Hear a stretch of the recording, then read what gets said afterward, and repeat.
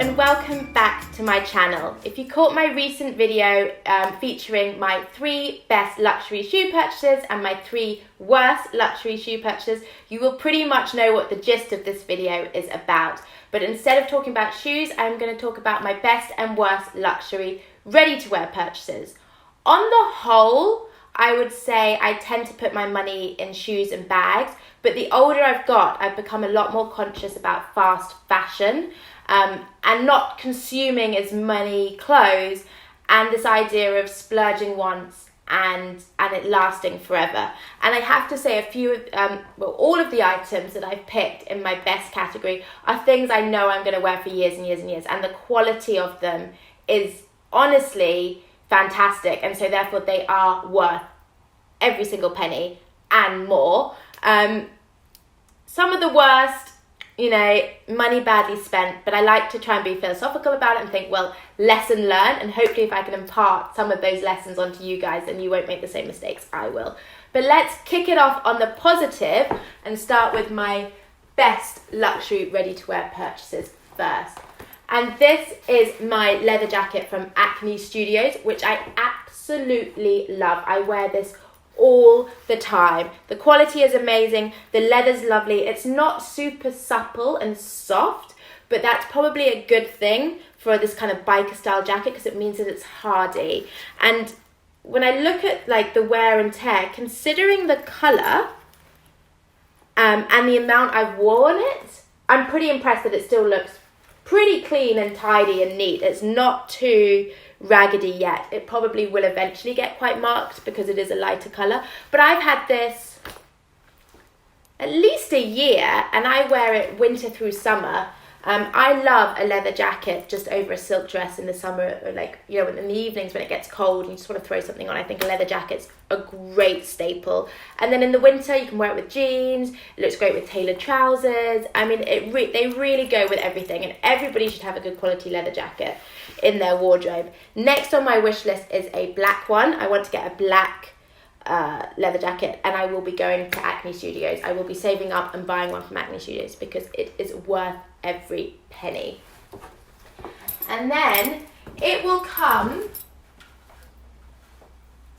as no surprise to anybody that I am going to choose a Balmain blazer as a luxury ready-to-wear favourite of mine. I love a Balmain blazer. I think that the fit of them is incredible. You cannot replicate the cut and fit of Balmain when it comes to their blazers. I don't care how good a high street dupe you've got, it will never ever feel the same.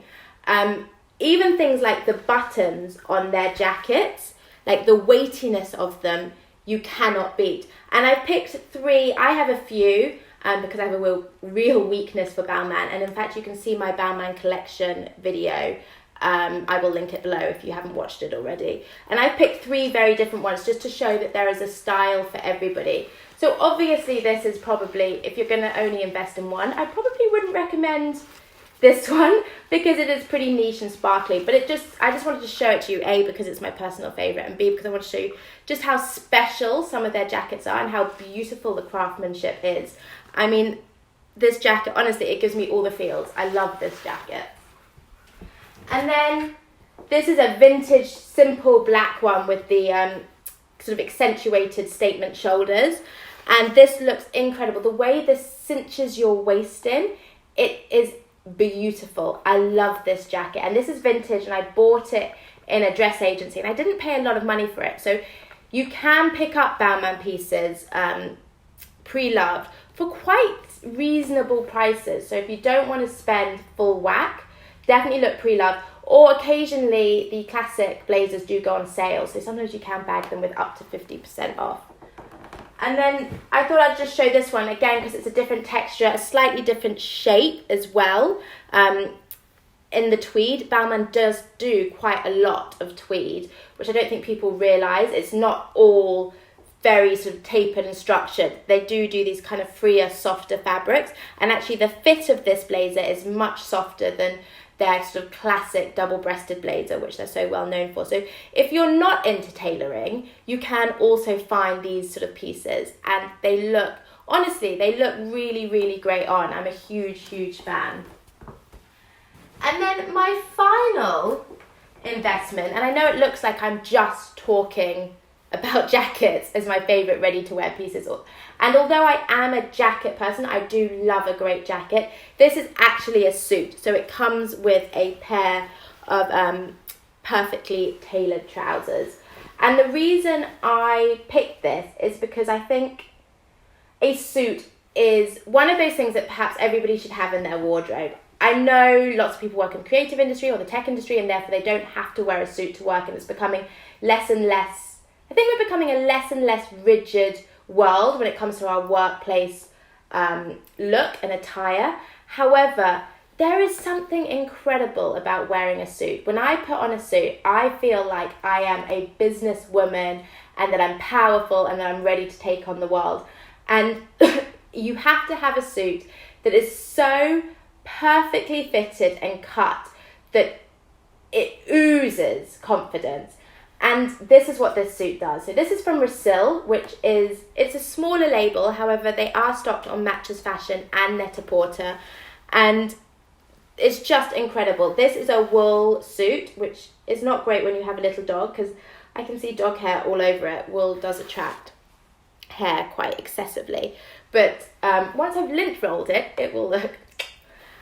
So yes, if you're going to invest money in a suit, then invest big is basically it. Don't bother going on the high street. If you go on the high street, it will last a year, whereas this is going to last forever.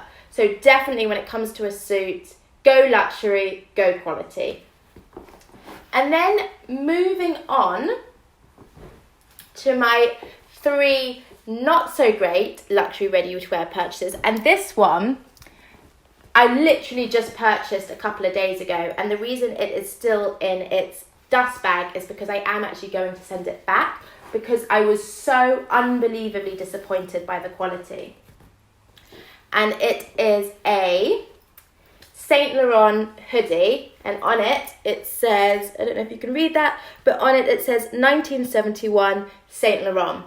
And I just thought this would be a great thing just to have in the wardrobe. You know, I don't really have a designer hoodie, and I just thought it might be, you know, it's just one of those things that if you want to go out on a Sunday, but you want to look nice and you want to feel a little bit better about yourself, it might be nicer to wear this than, like, trust me, some of my, like, moth-eaten, raggedy hoodies that I normally go out in.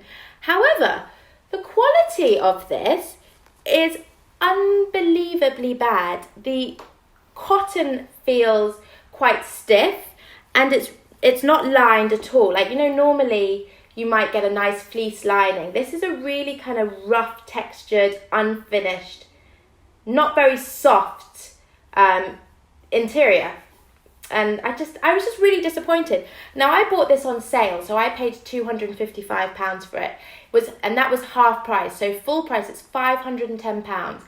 And to charge £510 for this is actually daylight robbery. Like, honestly, daylight robbery. So stay away from Saint Laurent hoodies, or at least definitely stay away from this Saint Laurent hoodie. Maybe their other ones are better. I know that lots of other brands have moved into kind of the hoodie athleisure wear. So I know Gucci does them, Givenchy does them. I even think Dior might have a couple now. So maybe there are luxury hoodies out there that are worth the money, but I've definitely been put off by that. And quite frankly, I'm perfectly happy wearing a H&M hoodie because it's going to be $15.99 and probably softer than this. And then I have got this, which is my Gucci sweater. I bought this pre-loved from a dress agency called Designer Exchange, which is based on the King's Road in Chelsea in London. And I mean, I do like this jumper. I think it's great fun. However, it was one of those moments where I got caught up in the store. I thought, oh my gosh, it's probably a really good price. And to be fair, I paid a third of what it retails for. And when I bought it, it was still available in store. So it seemed like in the Gucci boutique. So it seemed like a really good bargain at the time.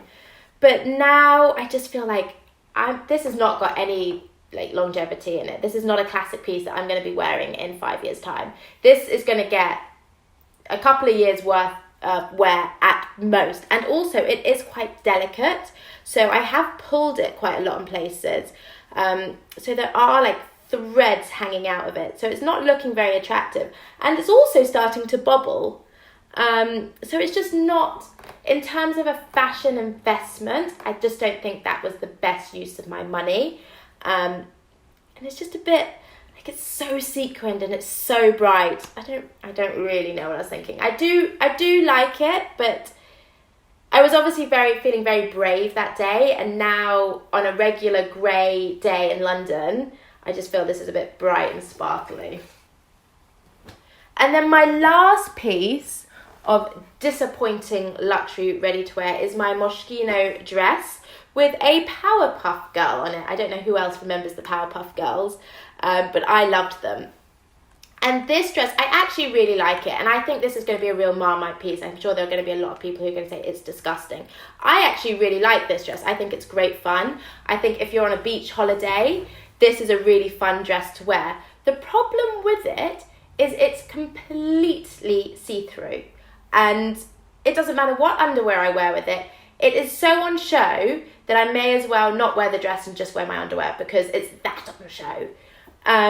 And it's a shame, so it means I can't wear it. So occasionally I might take it on holiday and use it as a kind of pool cover-up or a beach cover-up. But it's a lot of money to spend to wear for something on the beach, to cover yourself up walking to and from the beach or to and from the pool.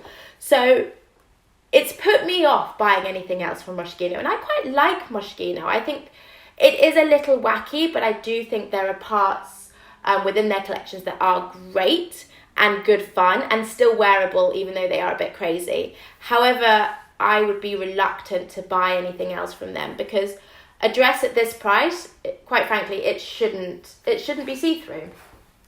So that is everything that I've pulled from my best and worst luxury ready-to-wear.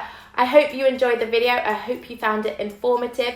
If you've got any luxury ready-wear purchases that we should avoid, please share them in the comments below. And give the video a thumbs up if you enjoyed it. And please subscribe for plenty more fashion-related videos from me. But until next time, see you later. Bye!